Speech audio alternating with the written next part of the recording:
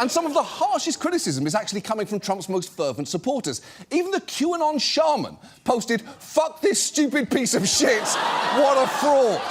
And once you've lost dipshit Daniel Boone here, you are in trouble. And it's understandable why Trump's struggling to get even his own base to take his word for it that there is nothing to see here, because to do so, you essentially have to believe everything we've learned about Trump over the years is irrelevant or sheer coincidence, that all Trump did was repeatedly host Epstein at Mar-a-Lago, have him at his wedding, hang out with him at Victoria's Secret fashion shows, get listed as a passenger on his plane 8 times, joke with him at a party while pointing out hot women and saying something into his ear that got the most grotesque smile in the history of human expressions.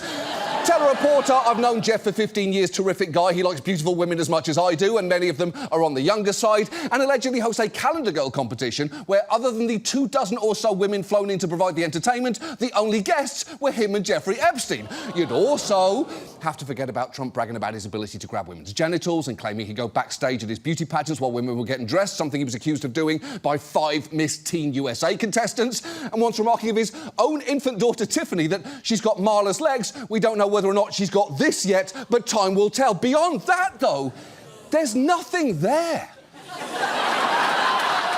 Except for a jury finding him liable for sexual abuse, but other than that, there's nothing to see. And I should note, Trump denies the Epstein letter, the Calendar Girls contest, and the claims of walking in on Miss Teen USA contestants changing. He also insists he broke off ties with Epstein before he was convicted of soliciting sex from a minor, and he's repeatedly denied being told his name was in the Epstein files, despite reports Pam Bondi told him months ago that his name was in there. And I guess, ideally, Trump would have Jeffrey Epstein on tape vehemently denying their connection. Unfortunately, what he's got instead is this moment in Epstein's 2010 deposition. Have you ever socialized with Donald Trump in the presence of females under the age of 18?